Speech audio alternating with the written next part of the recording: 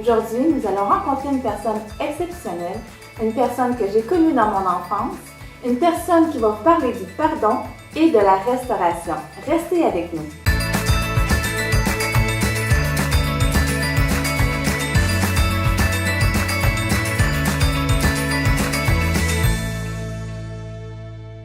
Bonjour Dominique. Bonjour. Je suis vraiment contente que tu aies pu venir aujourd'hui. En fait, Dominique, c'est une amie d'enfance. Je pourrais dire qu'on a autant chanté que dansé ensemble. Et puis, vous savez, des fois, il peut y avoir des histoires qui peuvent se passer sous nos yeux, sans nécessairement le savoir. Et puis, j'ai appris une histoire qui m'a touchée profondément. Et puis, par son contenu, mais également par la force que Dominique a. Et puis, pour cela, je lui ai demandé de venir vous raconter un bref aperçu de son témoignage, à quel point le pardon est important et à quel point le pardon est puissant. Donc, Dominique, si tu pouvais un petit peu nous parler de toi, nous dire qui est Dominique Rabaronne. Dominique est une personne joyeuse, dynamique, positive, souriante, donc qui aime la vie. J'ai toujours été une fille pétillante, d'apparence. Les gens, quand ils me voient, que ça aille bien ou pas bien, j'ai toujours le sourire. C'est peut-être face à des gens qui sont plus près de moi, je peux m'ouvrir, mais sinon, je suis toujours pétillante. Oui, j'ai toujours été pétillante. C'est bon. Et puis, comme je mentionnais un petit peu plus tôt, en fait, c'est de savoir que Dominique cachait aussi un secret. Oui. Et puis, malgré les apparences pétillantes que tu as toujours eues, il y avait un petit quelque chose à l'intérieur que tu ne pouvais pas, dans le fond, dévoiler à tous et chacun dans ce temps-là. Non. Et puis, j'aimerais que tu puisses en parler un petit peu. Et c'est surtout pour aider des gens qui pourraient nous écouter aujourd'hui. Oui. Alors, j'ai été victime d'inceste de la part de mon père entre l'âge de 7 et 9 ans. Donc, ça se produisait à la maison. Il y avait des moments précis et ma mère, elle était à la maison aussi. Donc, sauf qu'elle, elle fermait les yeux face à ça. Et puis, qu'est-ce qui s'est passé à 9 ans, en fait, pour que tout cesse? À 9 ans, ma mère s'en allait à Montréal et j'allais rester avec mon père et je suis allée voir ma mère et je lui ai dit que de ne pas partir parce que mon père abusait de moi. Okay. Et le souvenir que j'ai, c'est que je suis allée dans ma chambre et ma mère est quand même partie à Montréal. Et quand a été le moment de dire bonne nuit à mon père, il m'a dit, si c'est comme ça que vous prenez l'amour que je vous donne, je vous coupe les vivres. Alors, tout a arrêté à partir de ce moment-là, même le côté affectif de bisous avant d'aller dormir, des bisous normaux là, avant de dormir, et les câlins. J'imagine que pour une jeune fille de 9 ans, tu as dû sentir ou tu as dû avoir l'impression que tu avais fait quelque chose qui n'était pas bien pour avoir cette conséquence après avoir demandé d'arrêter toutes ces choses, dans le fond. J'avais plus l'amour de mon père, je me sentais isolée, je me sentais abandonnée dans un certain sens. Je me sentais coupable d'avoir dit à ma mère ce partage-là, dans le fond. Donc, mon père, à partir de ce moment-là, était très froid vis-à-vis moi. Okay. Parce que toi, dans le fond, si tu mentionnes que tu te sentais très coupable, mais si tu as été capable quand même de le dire à ta mère, c'est que j'imagine que pendant que ça se passait, tu savais que c'était pas... C'était pas bien. C'était pas bien. C'était pas bien, non. Je le savais, mais pris entre l'amour de mon père et l'attention qu'il me donnait, la culpabilité était là où je ressentais du plaisir. Fait que donc, ça, c'était quelque chose qui faisait que j'imagine que je retournais voir mon père parce que c'était une forme d'amour que je connaissais de lui. Donc, j'étais comme juste à lui, si on peut le dire comme ça. Là. Donc, quand il a coupé ça, ben là, j'avais comme plus personne, mais en même temps, j'étais pas bien quand je vivais ça. C'est un peu... un bien pour un mal, comme on dit. Oui, un bien pour un mal, mais c'est un peu ironique, si je peux le dire comme ça. C'est comme... mais j'étais enfant, fait que donc je connaissais pas...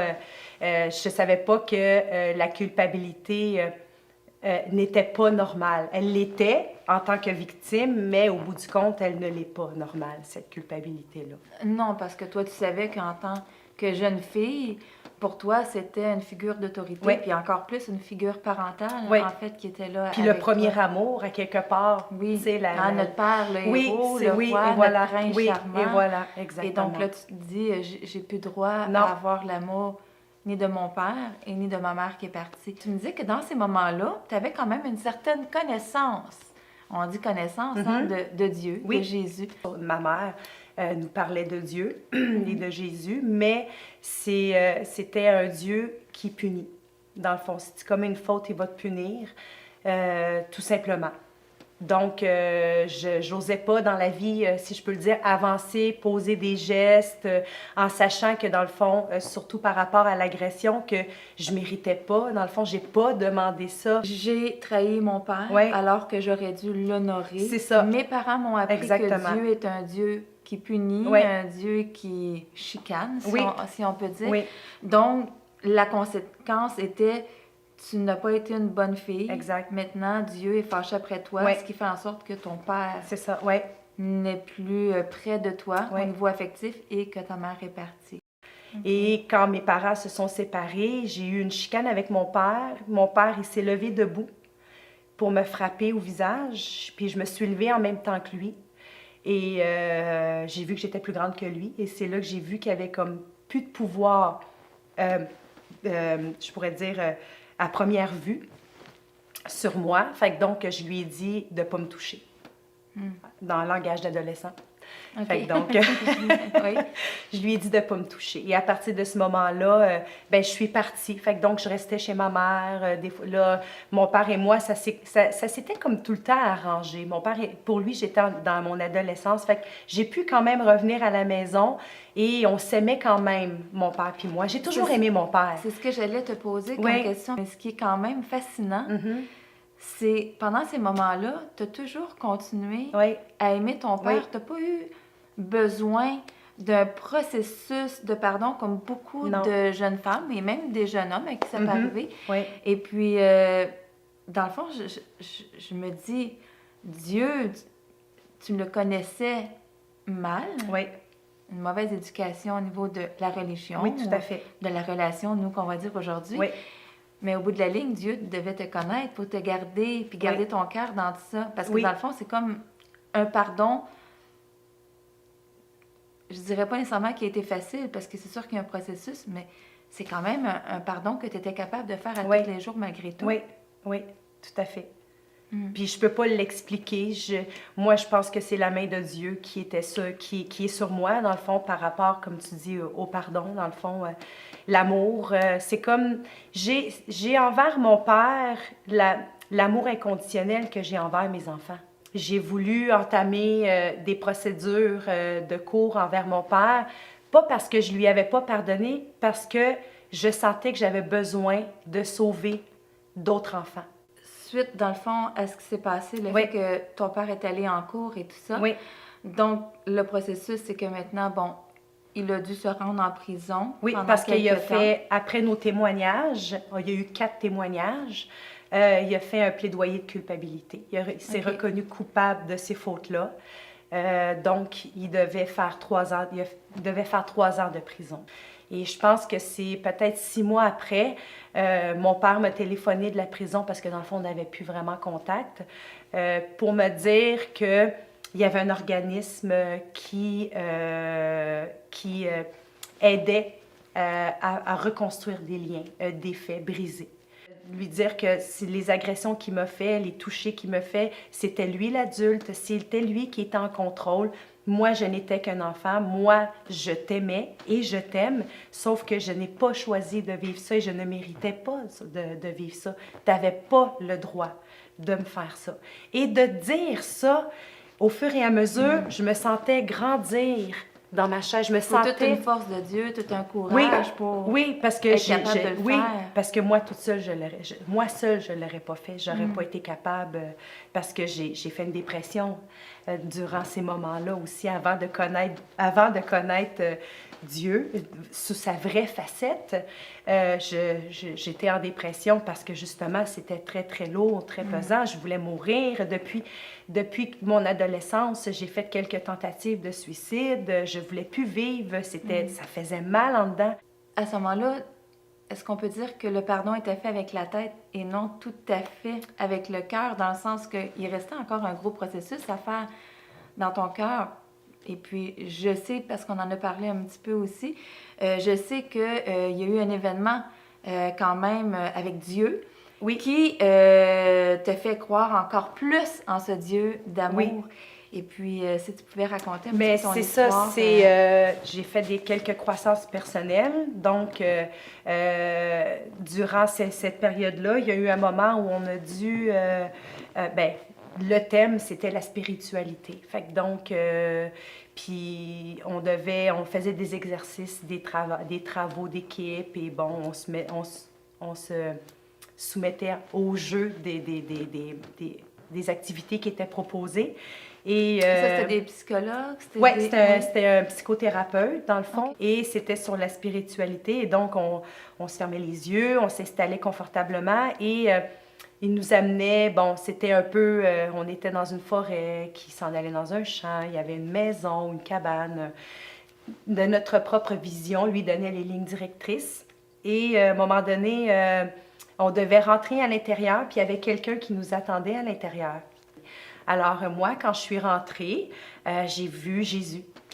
Et ma première réaction a été comme « Ah, Jésus! » Parce que j'avais vu, bon, à travers les prédications du pasteur, qu'on pouvait donner notre vie à Jésus, mais j'essayais, tu sais, c'est comme Jésus, prends ma vie, Jésus, mais tu sais, tu regardes, il n'y a rien qui se passe, puis... Toi, il te fallait quelque chose qui était assez flagrant. Oui. Pour dire, OK, il est vraiment là. Oui. Puis j'essayais de lui donner ma vie. Puis à un moment donné, j'ai fait, bon, regarde, tu n'étais pas assez connecté. Fais-le d'un cœur sincère. Regarde, laisse-toi aller. Puis dis-lui pour vrai là, de prendre ta vie. Alors, j'ai prié d'un cœur sincère qu'il prenne ma vie. Et bon, à travers la croissance personnelle, c'est là que, par rapport à la méditation, j'ai vu Jésus. Mais ma première réaction a été comme... Jésus? Pourquoi Jésus? Tu sais, j'avais comme oublié, je sais pas, là, j'avais oublié un peu que j'avais fait cette demande-là. Et Jésus m'a dit qu'il était là pour moi, qu'il m'aimait, puis qu'il voulait me donner une Bible. Fait que donc, j'ai pris la Bible, on s'est donné un câlin, puis on est sortis ensemble. Après ça, on devait partager en petits groupes. Et j'étais gênée parce que, j'avais peur d'être jugée, dans le fond. Et là, j'ai laissé mes autres coéquipiers, partenaires, parler. Certains avaient vu des anges, leur père, avaient vu des choses différentes. Mais ce qui me marquait, c'était que dans leurs yeux, ils croyaient ce qu'ils avaient vu. Puis eux ne se sentaient pas jugés. Non. Après l'avoir dit. Non, ils ne se sentaient pas jugés. Fait que je savais que c'était en moi que ça se passait. Fait que donc, j'ai dit à mon tour que j'avais vu Jésus. Puis ça m'a fait du bien de le dire, mais ça faisait drôle de le dire. Et les gens me regardaient comme contents pour moi que j'ai vu Jésus. Puis, ce que j'ai compris de cet exercice-là, c'est dans le fond, c'est de croire. Il fallait juste que je me croie. Je l'ai vu. Pourquoi que eux croient en ce qu'ils ont vu, puis que moi, je ne croirais pas en ce que j'ai vu? Alors, c'est comme ça s'est fait. Puis à partir de ce moment-là, Jésus m'a toujours accompagnée. Ce qui a fait en sorte qu'un jour, tu as rencontré le vrai grand amour, celui de Dieu. Oui. Et puis, peut-être me dire à ce moment-là, là, comment tu as fait pour départir entre le Dieu que tes parents t'avaient décrit et le Dieu que tu connais aujourd'hui? À un moment donné, j'ai rencontré une personne et sa famille... croyait en un Dieu qui n'était pas le même Dieu que je connaissais. Donc, c'est un Dieu d'amour, c'est un Dieu qui pardonne, c'est un Dieu qui prend soin de ses brebis. Donc, quand En fait, c'était le même Dieu, mais pas la même définition. Oui, c'est le même Dieu, mais pas la même définition, exactement. Donc, je découvrais le Dieu sous une autre facette. Donc, le Dieu qui pardonne, le Dieu qui prend soin de ses brebis, le Dieu qui pardonne avec grâce, le Dieu qui fait que quand tu commets un péché, tu ne vas pas en enfer, tu as manqué le but. Donc, quand j'ai entendu une fois un pasteur nommer ça comme ça, ça a comme été un eureka pour moi. Là, je sentais que j'étais à la bonne place. Je sentais que je voulais découvrir et connaître ce Dieu-là. Aujourd'hui, si ton père devait passer la porte, tu serais encore là pour lui dire Oui, le pardon oui, est oui, encore... oui, je parlerais, oui, oui, oui, oui, tout à fait, tout à fait. Je voudrais réapprendre à le reconnaître ou à le découvrir, c'est sûr. S'il rentrait là maintenant, c'est sûr et certain. Et puis ça, on sait que il y a juste Dieu qui peut faire une Oui, chose comme ça puis dans oui, nos puis vies, dans nos si cœurs. lui, il veut ça pour moi, puis pour mon père, qu'il le fasse, c'est sûr que je suis ouverte. Puis je te dirais, Nancy, viens voir. Mais à partir de ce moment-là, c'est ça. J'ai vu que je n'étais plus seule. Le Dieu que l'on connaît, c'est un père. Oui, exactement. C'est mon père. C'est lui, mon père. Et puis Dominique, avant d'arriver, je t'ai demandé de Oui. me dire tes versets Oui. préférés. Parce que comme vous le savez, à la maison, à chaque fois qu'on a au-delà des mots avec une personne, on demande un verset préféré. Puis moi, dans ces moments-là, ce que je fais, c'est que je les souligne dans ma Bible. Et puis, j'ai chacun vos noms avec les versets que vous avez choisis. Puis quand j'arrive dans ma Bible à vos versets, je ne peux pas faire autrement que de penser à vous. Donc, c'est une façon à moi de vous garder toujours proche de mon cœur. Alors, le premier verset, c'est le psaume 23, verset 4. C'est celui où, même si je marche dans la vallée de l'ombre, je ne crains aucun mal, car tu me protèges, ta houlette et ton bâton me guident. Je crois que c'est un peu dit comme ça. Donc, ça a été le premier verset parce que quand je vivais des choses difficiles, parce que même si le pardon était fait par rapport à moi, par rapport à la culpabilité ou quoi que ce soit, les événements qui peuvent se présenter dans la vie, des fois te ramènent dans ce sentiment-là.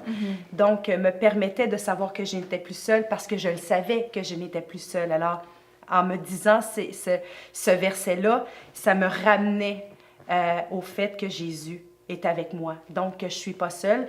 Il m'accompagne dans cette douleur-là. Il m'accompagne dans cette épreuve-là. Et ton deuxième verset? Mon deuxième, c'est parce que malgré que j'avais le verset, le psaume 23, il m'arrivait encore de penser à vouloir mourir. Donc, je me suis fait tatouer le psaume 118, verset 17. Je ne mourrai pas, je vivrai et je raconterai les œuvres de l'Éternel. Oui. Wow! Oui. C'est ce que tu fais aujourd'hui, Oui. de raconter ton histoire. Oui. Je suis persuadée va aider des gens. J'aimerais ça. Et puis, je sais également que tu fais partie d'une association, Oui. justement, qui peut aider. Oui. Parce que des fois, il y a des gens qui pourraient vivre ce genre de situation. Oui.